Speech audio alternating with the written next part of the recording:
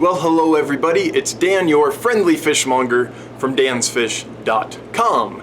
I've got a lot of requests and questions about how the Empire gudgeons are doing, so I dropped the camera in the water and took a little video so you can see how they're doing. They're doing great, they're growing, they're getting fat, and they are coloring up pretty nicely. So let's take a look. Here you go. Hey everybody, so here they are. Just dropped the camera in the water so we can see what they're looking like. As you can see, some of those males are getting a lot of color in.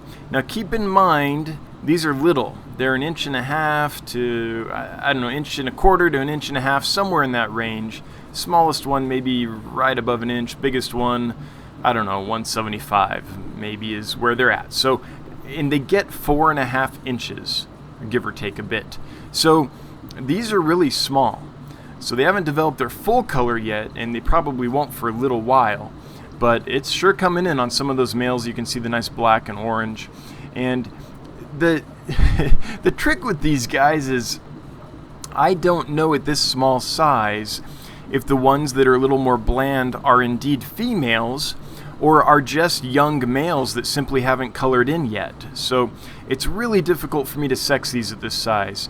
For those of you that want to get a pair, just send me an email that says I would like a pair, and understand I'll do my best, but I can't guarantee it. So what I'll do in that case is I'll pick a really colorful one, and I'll pick one that has, you know, as little color as possible, and hopefully that remains a female and doesn't color up into a male later on as it grows and matures. But that's honestly, at this size, that's the best I'm comfortable guaranteeing. I don't think I can guarantee a female until they're quite a bit bigger. It's just, this is a fairly new fish for me, and so yeah, I don't want to guarantee a female and then have it color up on you later. But my gut instinct says there probably are several females in here. The way they're coloring up at this small size, there's some that are on the larger size for this group that still don't have much color. Those are probably females, but again, I am not going to guarantee it. So understand that if you purchase these, I can get you what I think might be a female, but I can't guarantee it will be a female, so don't give me any grief later if it colors up into a male. That's the deal. These guys are eating on flakes. They don't relish the flakes, but they do eat them. They swallow them. You know, they're not just chewing them up and spitting them out. Same with pellets. They don't really care for rapashi yet. I think that's something they have to learn to eat. And they like frozen foods. They love live foods. They're a little bit of a picky eater, but it's not insurmountable by any means. They're gradually getting more and more accustomed to flakes and pellets and eating them better and better. So they're doing fine. As you can see, they're kind of fat and sassy. They need quite a bit of food at this stage because, again, they're just little, so they've got quite a bit of growing to do. I have found them, at least at this age, to be peaceful and not be bothering each other. Now, the males will display, and there'll be a little bit of, you know, sparring, but I haven't seen any damaged fins whatsoever. They seem to be super hardy. I haven't lost a single one, haven't even had any signs of disease on any of them. So they appear to be just rock solid fish. I was a little concerned that they might be getting an eye infection until I realized that there's just a certain angle where their eyes are really reflective. So it's not an infection, it's just the back of their eyes shining back out at me, kind of this fuzzy whitish blue color.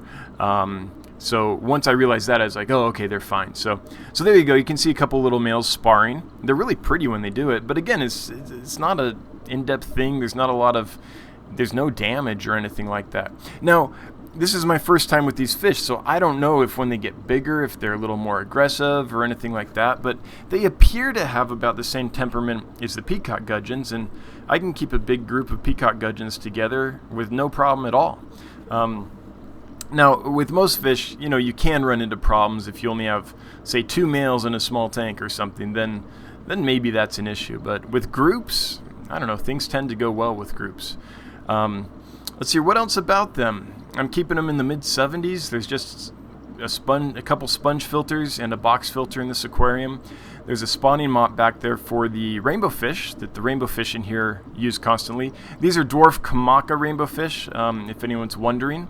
There's, I think, 4 males and 1 female, and they've been in here for, I don't know, a month and a half, and they're, I mean, I'm guessing, I can't remember exactly how long I've had them, but they're doing great, and the color on them's cool too. I like that fish. And in this combination, a few rainbow fish with a bunch of peacock gudgeons seems to work really well. The peacock gudgeons have learned to get to the food pretty quickly, so they aren't getting out-competed. I don't have a swarm of rainbows in here to overwhelm them at feeding time, so everything seems to be doing just fine. They've grown since I've got them. I keep seeing peacock gudgeons, don't I? I mean empire gudgeons. Sorry, force of habit. They've grown quite a bit since I've got them. I've had them for, 3 weeks to a month now, and I would say that some of them have gained 1/4 of an inch. I mean, they're growing pretty quickly. So, yeah. Let's see, what else can I say about them? Not much, other than that I just love them. They are absolutely gorgeous. I'm thrilled to finally have them. And at $25 a pop, which is what they're on sale for right now at dansfish.com, I think that's a heck of a deal. Now, if I hold on to them too long and they grow really big, then I'll increase the price, just because that's only fair. But for now, they're $25 a pop, which is, for this rare of a fish, and this kind of amazing fish, I think is a heck of a deal.